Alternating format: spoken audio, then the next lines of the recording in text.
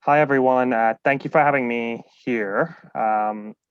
It's truly a weird experience. I'm an ex ESFer myself. I went to KJS. I went to KG5. So um, it's weird being in a position where I get to present a slide on the other end instead of being a student. So I'll just give you a quick introduction about myself. So I've used my LinkedIn profile here as a brief intro. Um, I actually graduated in Hong Kong with at KG5. Went to Sheffield University to do my law degree, um, and then I started in agency recruitment, um, and then moved in house. So I first worked with HSBC, to then move to a insurance company called Generali, and now I'm full circle back in ESF. So it's been an amazing experience, but I'll stop talking about myself. The reason why I wanted to bring this up is because I think your LinkedIn profile really is about telling a story. It's about telling the person on the other end about you. It's about telling them about your background, but more importantly, it's also telling them a bit about your personality. So I think it's key to always have some sort of personality into your LinkedIn profile. Now, a lot of what I'm going to mention is a lot of what Jack's already stressed on, but that's essentially what a in-house recruiter or an agency recruiter will really tell you about when they are actually sifting through thousands of profiles every week. So, what makes your profile stand out from the rest? So I think having a full LinkedIn profile is actually really important. As an agency recruiter, when I used to go out and look for individuals to fill my jobs. So just a quick 101 on how that works is we get paid when you're an agency recruiter, you get paid on commission. You'll get companies that'll mandate you different positions, and you'll try to find someone who best suits that position. And it's not just looking at a job description, um, but it's really looking at finding someone who's going to stand out from the rest of the crowd. And you can actually have that as a way of doing that on LinkedIn. So I always used to think that the individuals with a better profile, a more fuller profile, are the ones that I'm actively going to reach out to because they've spent time on their career. They spent time to put themselves out there. They spent time to network, um, and they want to be networked with. So I look at, as an agency recruiter, and even an in-house recruiter, I'll look at 6 to 7 things. Profile picture. I know it sounds silly, but it's so important. People want to know there's a face behind the profile. Um, this is no criticism to LinkedIn. There are a lot of profiles that are not, updated for a long period of time, and they can't control that. But um, you know, you don't want to be an empty shell. You want to be seen as someone behind the profile. So have a professional picture. It sounds silly, but it's so important. There are some questionable pictures on LinkedIn, but at the same time, I think what you need to really think about is how do you want to be perceived? Because your profile picture is really your first impression to your overall profile. So think about how you want to be perceived and whether the profile picture actually best suits the way you want to be perceived. So LinkedIn allows you to have a headline. It's a bit of an introduction. Oops, sorry. It's a bit of an introduction to yourself. Again, first impression. What do you want to tell the world about yourself? Do you want to tell them about what you're interested in? Do you want to tell them, about what areas you'd like to explore in the future? But I think the most important thing is looking at keywords. And by that, I mean really looking at what you want other people to search to find you. So if I was an industry leader in semiconductors, I would want to have those keywords that would relate to that so that people could find me when they're trying to find a professional with that kind of experience. Um, with your experience, you want to highlight your experience succinctly. So you want to make sure you have some solid bullet points. And I think more importantly, research is so important when it comes to this. I know Jack spoke about trends. Trends is incredibly important important. You need to research your market. You need to know what the key strengths are in terms of the profiles that you're seeing out in the market of those individuals that have actually worked in those positions. You want to see, what are the most, not everyone's looking for a specific type of education qualification, because that doesn't really separate you from the crowd. What separates you from the crowd is really identifying what's useful to that specific market. So you want to make sure you have keywords that really identifies to the market that you're trying to capture interest from. Qualification and education is definitely something you should have. Certain jobs have prerequisites to having them. But I always think that your experience should accommodate your qualification and education. So I think that's something you should really think about as well in terms of what qualifications you want to put on. I have seen profiles in the past where someone put their primary school education all the way to, sometimes even your secondary school education can actually be too much. But it depends on where you are in your career journey. If you're obviously starting off, try to have your education in terms of your secondary education there, because that's as much as you have at that point. But what that will give you is kind of allows you to build a flavor in terms of your background, which is what you need.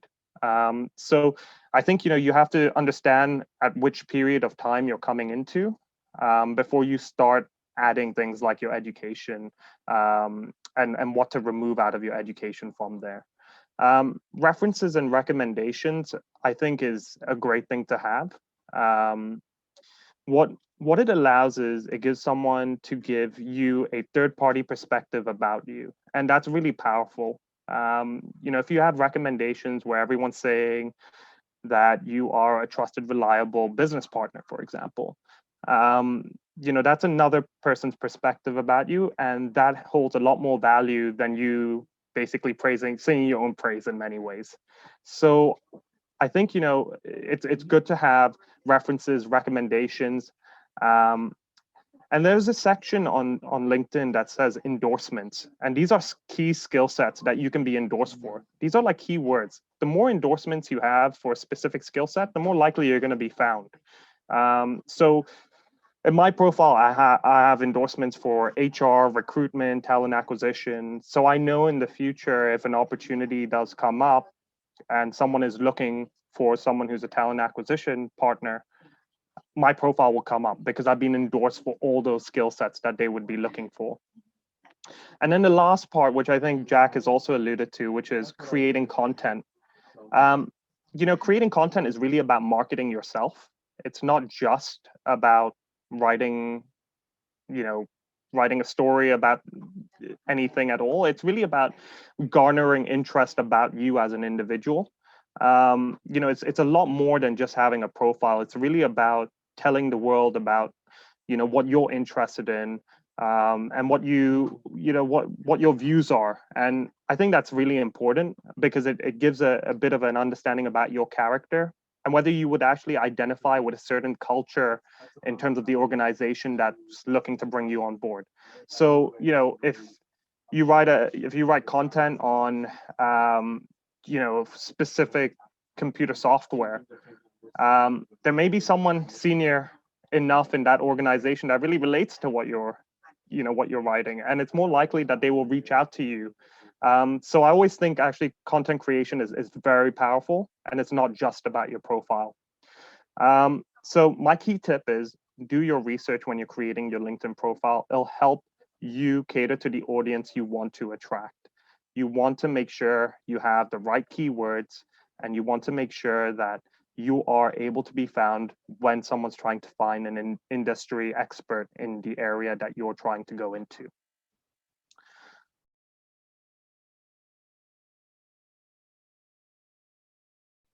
So I think, again, Jack and I will have spoken a lot about similar things, but I'm now going to look at it more from a candidate perspective. So LinkedIn is not just great to just have a profile. It's also great to do your own research. Actually, you can do a lot of research out of LinkedIn. One of the things that you need to think about when you're looking at research is you want to activate your connections. And what that basically means is you want to reach out to as many people as possible to find out more about their industry. So if I was interested in banking and finance and a specific area like compliance, I would want to connect with as many individuals in the compliance space. And that's not just to connect with them, but it's also to ask them questions about their profile, how they came up the ranks. There's so much more you can do. And that's all research that's relevant because you can take all of that information and you can put that into your profile. And it makes you a lot more well-read in terms of the area that you're looking to get into. So when you get asked that question of why compliance, you'll have a bit more of an in-depth answer that you can relate to by just doing your research as well. Um, there are a lot of LinkedIn tools. I tend to, when I was looking into going in-house, one of the things I did was I looked at a bunch of in-house talent acquisition leaders and just kind of understood their journey and how they made it to that position in in 6 7 years. Um, and from what I found was I found where my skills were lacking and what I needed to do and where I needed to basically upskill myself in order to get to the position that I wanted to be in. So I think it's really key to look at other people's profiles, really have an understanding of how they made it up the rank, and more importantly, where you can develop your skill sets as well by looking at others as an example. Um, Another thing you should do is search for jobs. By that, I don't mean just apply, but understand where the hiring needs are. This is a 101 agency recruiter perspective of looking at it. Um, it's essentially finding job leads, but the way you're doing it from a candidate perspective is you're trying to understand trends, and this is how you understand trends by really understanding where the demand of skill sets come from. So by looking for jobs, you kind of get an understanding of what are the qualifications that will be required for me to make an entrance into that industry. And that could be education requirements, that could be internship requirements. These are all things that you can do to really have a better understanding in terms of being an industry expert over time. The fourth point is do not say no to external recruitment agencies. Um, these are individuals who have all the knowledge about their markets. And I can't tell you, some of the biggest mistakes people make is thinking that agency recruiters are not good. They have, they're completely wrong. Their agency recruiters are great because they will give you all the information you need. It's a way for you to research as well. It's a way for you to have conversations and meaningful conversations about your industry. And more importantly, it's a way for you to be a bit more commercial minded. It's great to have all the technical knowledge, but if you're not commercial minded, it's a severe it's a skill that I would say over time has become even more important. um, and then my last one would be join LinkedIn groups. There are tons of groups, forums where you can have debates. It's amazing actually. One of the organizations I joined, I basically got headhunted by that organization because I was having a debate with the head of HR on a certain topic. But that's the thing. That's where you have a voice, and it gives a voice to your profile, and it just means a little bit more to basically give your views, obviously professionally, but give your views in a way whereby people are seeing you as a thought leader, for example. That's really important as well. Um, so I would say, do your research before you create your LinkedIn profile and get a real strong understanding of the industry you're trying to get into.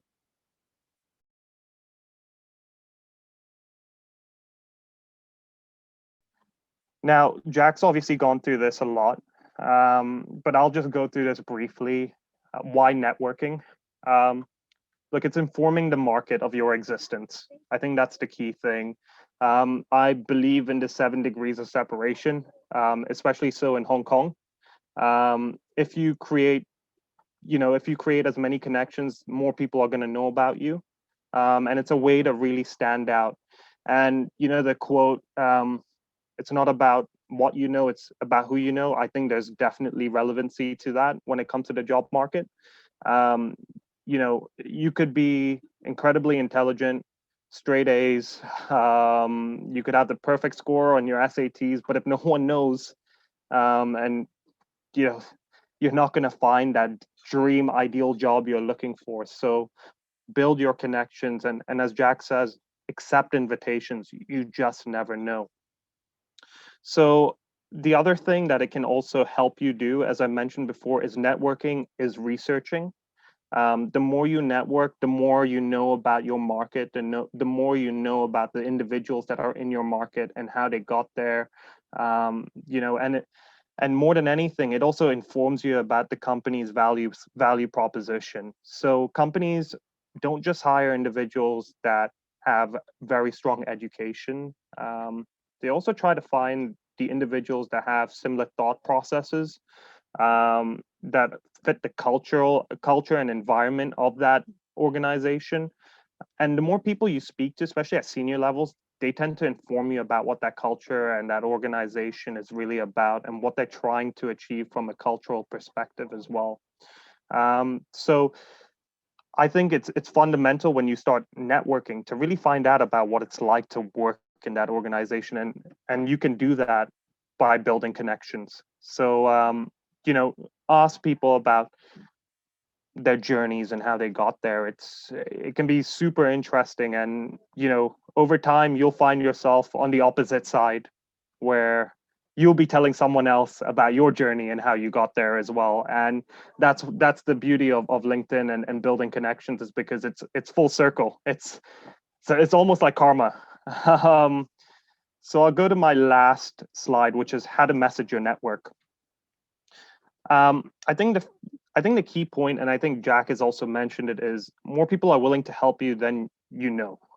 Um, it's if you send a message to someone, and it's done in the right way, which is be as unique and authentic as possible, and also at the same time have a personality with your message.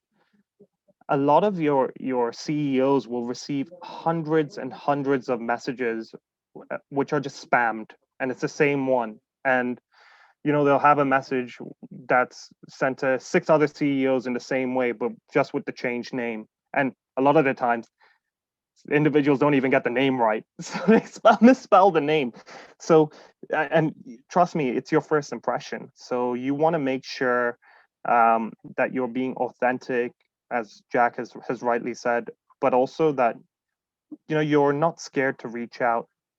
I think the other thing is, and I learned this as a key skill in recruitment, is people like to talk about themselves. So ask them about themselves. People are genuinely keen to share their experiences with you, and how they made it from where you were to where they are now. And you should be like a sponge, just getting as much information out of it, and then utilizing that in terms of you finding that position and you growing with an organization.